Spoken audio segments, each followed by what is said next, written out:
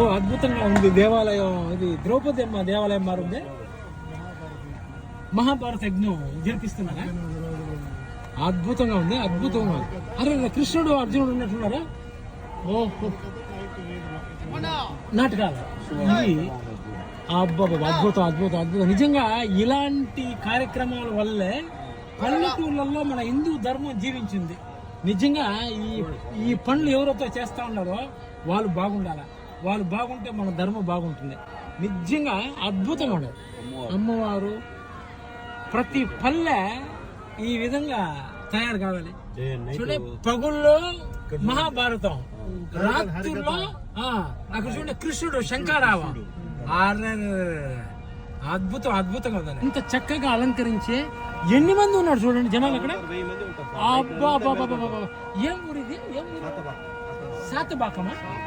శాతంబాకం, ఉగ్రంపల్లి దగ్గర శాతంబాకం.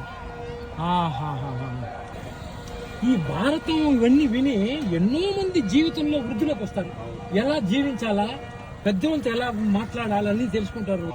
జై శ్రీరామ్, జై శ్రీరామ్. అద్భుతంగా ఉందా? ఎక్కడ పోయినా ఎక్కడ పోయినా రాములు భగవంతుడు మనల్ని. అవునవును.